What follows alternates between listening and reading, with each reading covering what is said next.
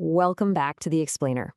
I speak to you today not just as your host, but kind of like an ancient, weary observer of history, turning the brittle pages of a very dark, mythic fairy tale. Today, we're diving into a story of true Gothic proportions. It's a grim look at the fatal clash between the suffocating grip of absolute order and the uninhibited, sprawling mess of pure chaos. A literal horror story of the mind. Just listen to this. A wildfire of change and messy mischief against a gilded cage of linear logic. This is the tragic metamorphosis of a figure we'll call the Pale Inquisitor. As we map out his psychological decay today, I want you to really feel that melancholic, foreboding dread of a mind that builds an impenetrable fortress, only to realize, way too late, that the monster is already inside. All right, let's start with part 1, a cage of linear logic. So, here we meet our protagonist. The Pale Inquisitor is the ultimate personification of the suffocating superego. He's a being entirely consumed by this agonizing, desperate need to freeze reality perfectly in place. To pull this off, he built what's known as the architecture of pride. It's this imposing, monochromatic, gilded cage made out of wretched dogma. He basically sought to anchor his soul to the spirit of gravity, creating a sanctuary of absolute stasis. Why? To protect himself from the terrifying, formless void of the unknown that lurks outside. Moving right along to part 2, the Void's laughing spark. Out of the shadows of the Inquisitor's pristine, quiet mind arrives the spark of evolution. Some whispers call it the Jester of the Void. This is the pure, primal embodiment of the id, and its arrival sparks a clash of fundamental forces.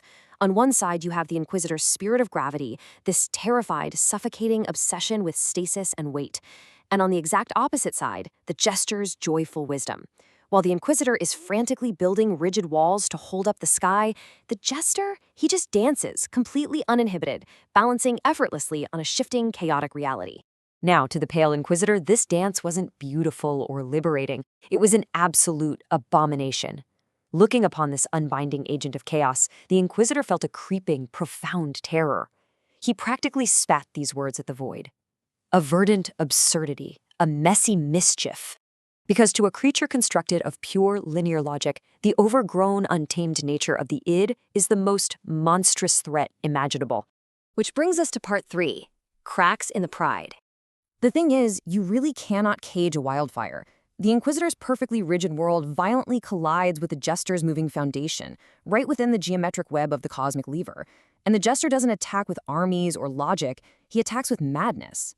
Imagine the cold, grim stone of the Inquisitor's chambers literally melting into vibrant, chaotic colors as the Jester whispers this deeply unsettling taunt.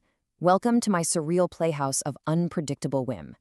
He's just mocking the fixed horizons of the superego, proving that those massive walls are nothing but an illusion. The psychological crumbling of our protagonist here was agonizingly slow. 1 eon ago, his fortress of stasis stood completely unchallenged. Then, a century ago, the creeping intrusions of the void first appeared, just minor glitches. A decade ago, order and chaos fully clashed in those geometric webs. And then, finally, 1 year ago, the ultimate stain was revealed. The chaotic reality he had spent his entire existence trying to suppress, it finally bled right through that pristine white marble. Okay, part 4, the Tribunal of Ash. We have arrived at the absolute most suffocating, claustrophobic crossroad of our dark tale. The Inquisitor is faced with 3 tragic steps. Step 1, he is forced, finally, to confront the ultimate stain. But instead of moving to a healthy step 2, integrating this chaos and using it as vital energy for creative progress, he violently internalizes the conflict. He completely refuses the liberating comedy of the void. And so, he proceeds to step 3. He reaches for the red gavel. As he slowly lifts that gavel, the suffocating superego delivers its absolute, crushing honesty. I will not accept this liberating comedy, he declares to the empty room. I decree a final, self-destructive judgment. In this grim, terrifying decree, he actively chooses obliteration over evolution. He is literally burning his own house down just to prevent the Jester from rearranging the furniture. Now for part 5, the Red Judge rises. The gavel strikes, and from the ashes of the Pale Inquisitor, a skeletal horror is born. The tragic metamorphosis is complete. But here's the truly horrifying part. The intense redness of this new judge is a complete lie. It is false vitality.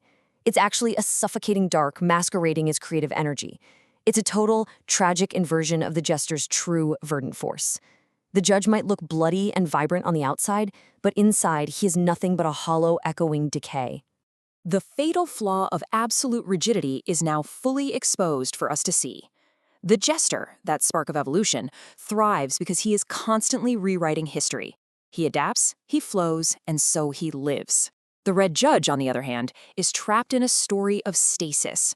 Completely unable to evolve, he can only rot from the inside out, gripping his gavel on a throne of dust. Which leads us to our final destination, Part 6, Spire of Total Chaos. So where does a creature of false vitality actually rule? In a shifting, desolate wasteland of his own making. The spire is a geographic nightmare. It's just geometry collapsing upon itself in this bleak, unmoored landscape. Inside this horrific stagnation, the judge retreats into profound, absolute isolation. He forever authors a tale, but stubbornly refuses to ever finish the story. He violently rejects all creative progress. He just plays out a trial in an empty room, over and over, for eternity. Outside, the jester dances under the warm sun.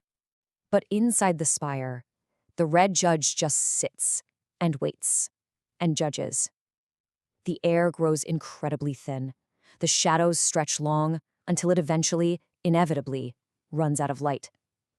This is the absolute, suffocating darkness that envelops a mind that violently rejects its own chaotic shadow. The fairy tale ends right there, in the dark. But as I close this dusty tome, I have to turn the mirror back to you. Are you building an architecture of pride to hide from your own chaotic spark? Every single one of us possesses a gesture of the void, a messy, unstructured vitality. So the question is, do you embrace its joyful wisdom, or are you secretly building your own gilded cage, risking your very own tragic metamorphosis into the red judge? Think very carefully before you strike your gavel. Thanks for joining me on this explainer. I'll see you next time.